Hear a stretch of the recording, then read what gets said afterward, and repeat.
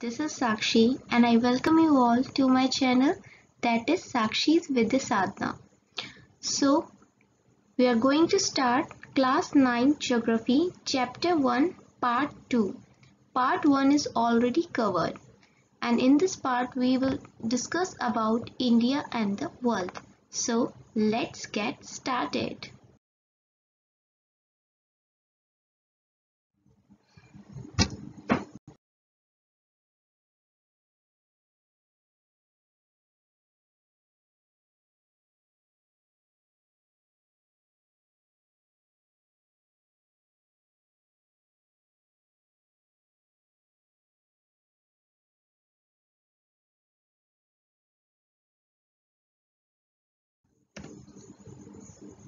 ये देखिए, यहाँ ये बोल रहा है कि इंडिया की जो लोकेशन है, Indian landmass has a central location between east and west Asia.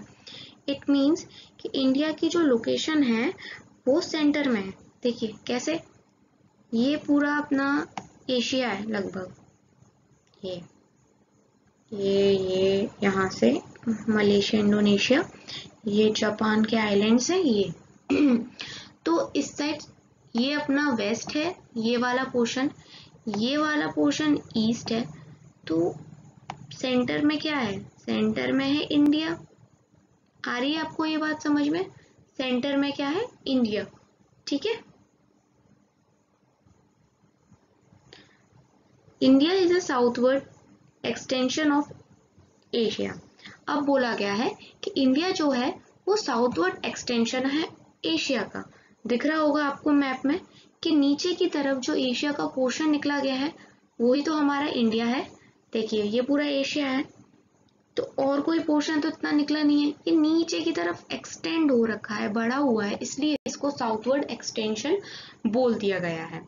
The Indian Ocean routes connects the countries of Europe in the west and countries of east Asia, provide a strategical location of India.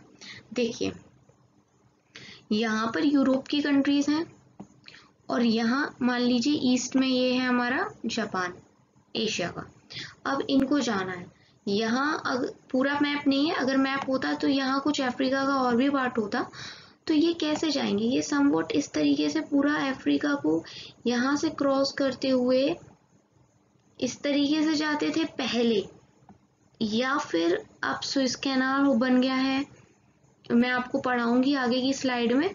तो यहाँ से होते हुए ये दिख रहा है आपको रेड सी, ये वाली डॉटेड लाइन, यहाँ होके इस तरीके से जाएंगे. मतलब ये ओशियन में होके जाएंगे, इंडियन ओशियन में ही होके जाएंगे. तो इससे क्या होता है कि कोई भी शिप इधर से उधर हो रही है, ईस्ट से वेस्ट हो रही है, यूरोप से लेके अगर एशिया में ईस्ट एशिया जा रही है, तो वो होके कहाँ जाएगी? इंडियन ओशियन में. तो इस वजह से भी जो इंडिया की लोकेशन है ना वो बहुत स्ट्रैटेजिक है, ट्रेड के लिए बहुत ही अच्छी है. Now the Deccan peninsula establish a close contact with West Asia, Africa, Europe from the western coast and Southeast and East Asia from the eastern coast. इसका मतलब ये देखिए, ये चैप्टर 2 में मैं आपको फिजियोग्राफी पढ़ाऊंगी, तब मैं आपको वेस्टर्न कोस्ट और ईस्टर्न कोस्ट के बारे में समझाऊंगी. अभी आप ऐसे ही देख लीजिए, ये वेस्टर्न कोस्ट है V, वेस्टर्न कोस्ट W से, और ये E से क्या है? Eastern coast. तो वेस्टर्न कोस्ट किसके क्लोज है? वेस्ट एशिया के, अफ्रीका के और यूरोप के. क्योंकि अफ्रीका ये रहा, ये भी वेस्ट में है, यहाँ पर ऊपर में यूरोप भी वेस्ट में, और वेस्टर्न कंट्रीज भी नाम से ही पता पड़ रहा है वेस्ट में है ये रही. तो ये यहाँ से जल्दी जा पाएंगी. ठीक है. और सॉरी, वेट.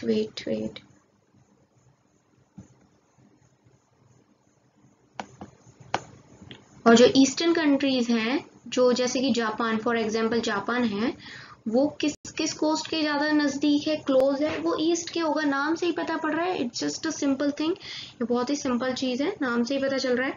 ये है देखिए जापान के आइलैंड्स, ये किसके पास जाएंगे, ये क्लोज ज्यादा ईस्ट के हैं, वेस्ट के लिए तो थोड़ा दूर है। तो इस स्लाइड में ये यही चीज थी और आई थिंक बहुत सिंपल है, आपको समझ में आ गया होगा। मैंने अपना 100% देने की कोशिश की थी मैप के थ्रू, हालांकि थोड़ा कर्सर इधर उधर होने की वजह से थोड़ी दिक्कत आई होगी, लेकिन I tried my best to explain you each and everything through map.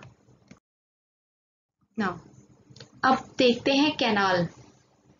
आपकी बुक में लिखा हुआ है डू यू नो, और मैंने आपसे कहा था कि एक एक चीज आपको एनसीईआरटी की छोड़नी नहीं है बिल्कुल भी, तो उसी में लिखा है सुएज कैनाल के बारे में एक फैक्ट, और उसमें तो सिर्फ लिखा है ये फैक्ट, लेकिन आपको पता होना चाहिए कैनाल क्या है, क्योंकि कई बच्चों को नहीं पता रहता है, इसलिए मैंने इसमें ये भी इंक्लूड कर दिया है।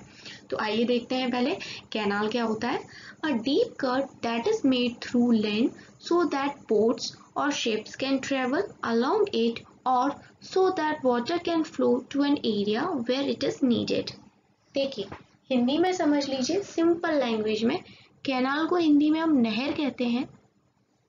अब नहर का यूज दो तरह से किया जाता है, या तो पानी के लिए, सिंचाई इरिगेशन पर्पस के लिए। मान लीजिए रिवर दूर है और हमें अपने खेत तक, फार्म तक, फार्मर्स को इरिगेशन के लिए पानी चाहिए, तो वो एक नहर बना देते हैं आर्टिफिशियल, और उसके थ्रू रिवर्स नहर में पानी छोड़ती है और वो नहर के थ्रू फार्मर्स को इरिगेशन के लिए पानी मिल जाता है। एक तो ये हो गई कैनाल, ठीक है।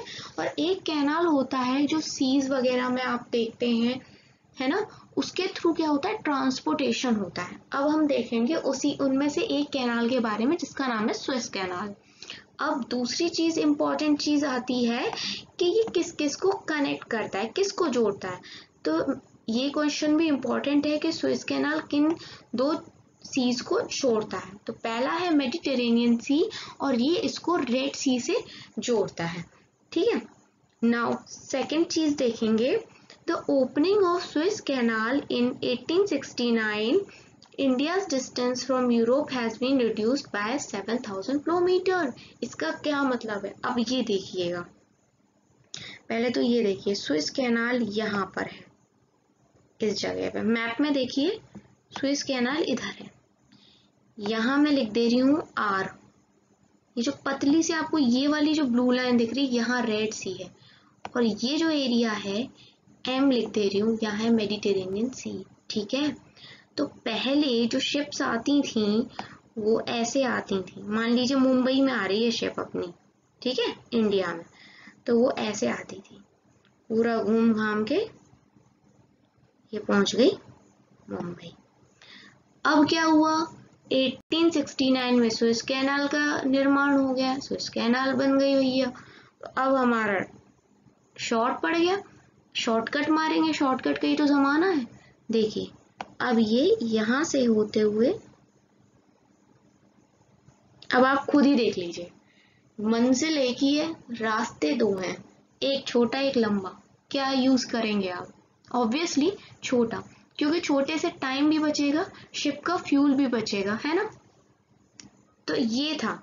अब इतना लंबा रास्ता जो कि पहले आया करते थे, 1869 में इस सुएज कैनाल के खुलने के बाद क्या हो गया था, लोग यहां से आने लग गए, और लगभग कितना डिस्टेंस उनने बचाया, 7,000 किलोमीटर। क्योंकि देखिए मैप से ही आपको देख के समझ में आ रहा होगा ना कि कितना लंबा डिस्टेंस है और ये कितना छोटा डिस्टेंस है। इज इट क्लियर ना? कमेंट सेक्शन में जरूर बताइएगा ताकि मैं और ज्यादा अच्छे तरीके से आपको चीजें समझा सकूं। अब बात कर लेते हैं ट्रेड की। ट्रेड क्या होता है? ट्रेड क्या होता है? व्यापार, व्यापार कह सकते हैं ना। A flow of commodities from producer to consumer is called trade. मतलब कमोडिटीज क्या होती हैं, कोई भी चीजें, जो चीजें हम यूज करते हैं, जैसे मान लीजिए खाने की चीजें हों या फिर क्लोथ्स हों, ये जो कमोडिटीज हैं, इनका जो प्रोड्यूसर बनाता है, कंज्यूमर खरीदता है, ये जो एक साइकिल है, पैसे में लेना या देना, या पहले बार्टर सिस्टम चलता था, या यही चीजें ट्रेड कहलाई जाती हैं, ठीक है। India has a long tradition of trading with the countries located far और near through land and ocean routes. However land routes are much older, है ना, ये बात है कि नहीं है भैया। देखिए, India has a long tradition of trading, India बहुत पुराने टाइम से ट्रेड करता आ रहा है अपनी नेबरिंग कंट्रीज के साथ। अब देखिए, ट्रेड होती है दो मीडियम से, पहले जो होती थी मेनली या तो वो लैंड के थ्रू होती थी या ओशन के थ्रू होती थी। तो जो इन दोनों में से पुरानी है वो लैंड रूट्स है। अगर आपने पढ़ा हो, वैसे आपने पढ़ा ही होगा 6th 7th 8th में, 7th में आपने मुगल्स के बारे में पढ़ा होगा, तब पढ़ा होगा ये सब आए कहाँ थे, अरब्स आए, तुर्क आए, दे इन्वेडेड इंडिया। तो ये आए थे नॉर्थ वेस्ट साइड से, इंडिया के नॉर्थ वेस्ट साइड से, तो वहां तो कोई सी नहीं है ना, तो ये लैंड के थ्रू ही आए थे, ठीक है। तो इससे एक चीज आप याद करना कि जो लैंड है, लैंड रूट है, ये ओल्डेस्ट है ओशन रूट से ना। अब ये जो आ रहे हैं जा रहे हैं, हमारे लोग कुछ बाहर कंट्रीज में गए, ठीक है, बाहर कंट्रीज के लोग हमारी कंट्री में है, तो इससे क्या होता है, इससे चेंजेस आते हैं उनकी कंट्रीज में भी और हमारी कंट्रीज में भी। These routes have contributed in the exchange of ideas and commodities. For example, the ideas of Ramayana, Upanishad and decimal system reach many parts of the world. जैसे हमारे यहाँ रामायण, पंचतंत्र, उपनिषद, डेसिमल, हमारे यहाँ के मसाले, है ना, काली मिर्च, इलायची, जो भी हमारे यहाँ के मसाले तो बहुत ज़्यादा मशहूर थे, स्पेशली ब्रिटिशर्स को तो बहुत ही ज़्यादा पसंद थे, क्योंकि यूरोप में होते नहीं थे, वो यहाँ से ले जाया करते थे यूरोप में, और वहाँ पर महंगे महंगे उनको सेल किया करते थे, जिससे उनको प्रॉफिट मिलता था। और जब वो लोग यहाँ पर आए तो हमने उनसे वेस्टर्न कल्चर सीखा, एजुकेशन के बारे में चीज़ें सीखी, टेक्नोलॉजी भी कई हद तक हमारी वहाँ से आई है ना।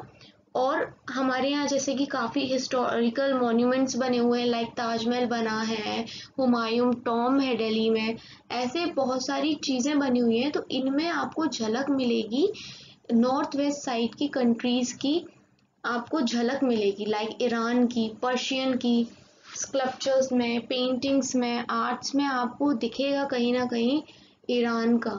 क्यों?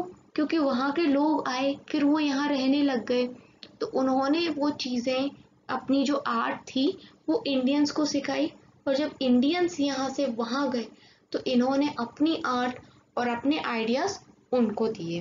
तो इस तरह का जो एक्सचेंज था आइडियाज़ और कॉमोडिटीज़ का आ रहा है, और आज भी हमें वो देखने को मिलता है। Now let us talk about India's neighbors.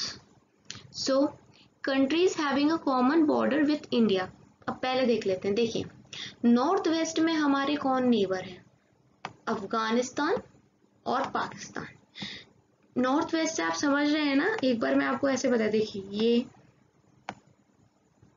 ये क्या है, this is north and this is south, ठीक है, और ये क्या है, दिस इज ईस्ट, ये ईस्ट है, और ये क्या है, ये है वेस्ट। तो जो नॉर्थ और ईस्ट के बीच में होगा, ये होगा हमारा नॉर्थ ईस्ट, ठीक है। वैसे ही जो नॉर्थ और वेस्ट के बीच में होगा वो हमारा होगा नॉर्थ वेस्ट, ठीक है। तो ये इंडिया है, तो इस तरफ ये वाला जो इलाका है इधर ही तो है, इन पाकिस्तान और अफगानिस्तान, तो वो नॉर्थ वेस्ट में। चाइना, भूटान, नेपाल, ये कहाँ है, ये नॉर्थ में थे। नॉर्थ वेस्ट में अफगानिस्तान और पाकिस्तान, और नॉर्थ में चाइना, भूटान है, नेपाल। म्यांमार कहाँ है, ईस्ट में, ईस्ट में है म्यांमार। मतलब इंडिया अगर इतना बड़ा है तो उसके ईस्ट में अपना क्या है, म्यांमार। और जो बांग्लादेश है, कह सकते हैं ओवरऑल ये भी ईस्ट में है, लेकिन बेसिकली ये काफ़ी छोटी कंट्री है, तो हम कह सकते हैं कि वेस्ट बंगाल के ईस्ट में है। लेकिन अगर ऑप्शन में अगर आपको कभी इस तरीके से दिखाया जाए दोनों एक साथ लिखे हों तो हम इन दोनों को ही कह सकते हैं कि म्यांमार और बांग्लादेश ओवरऑल दोनों ही ईस्ट में हैं इंडिया के। ये सारी कंट्रीज ना बाउंड्री शेयर करते हैं इंडिया के साथ। अब कुछ ऐसे हैं जो बाउंड्री शेयर नहीं करते लेकिन हमारे काफी पास में हैं वो countries, like Sri Lanka and Maldives. Sri Lanka, it is separated from India by a narrow channel of sea drawn by a Park Strait and the Gulf of Mannar। देखिए पार्क स्ट्रेट और गल्फ ऑफ मन्नार है, मैं आपको मैप के थ्रू दिखाऊंगी इस चीज को। सेपरेट होता है श्रीलंका, और मालदीव्स क्या है, it is to the south of Lakshadweep island. Lakshadweep island के बारे में हमने कल बात की थी, इसके जस्ट साउथ में है मालदीव्स। आइए मैप में देखते हैं। देखिए ये नॉर्थ वेस्ट है इंडिया का, ठीक है, ये रहा अफगानिस्तान, ये रहा पाकिस्तान, और अब बात आती है नॉर्थ की, ठीक है, नॉर्थ की, तो ये रहा चाइना, ये है भूटान और ये है नेपाल। ईस्ट में Myanmar and here it is Bangladesh. ये रहा साउथ में अपना मालदीव्स और ये रहा श्रीलंका।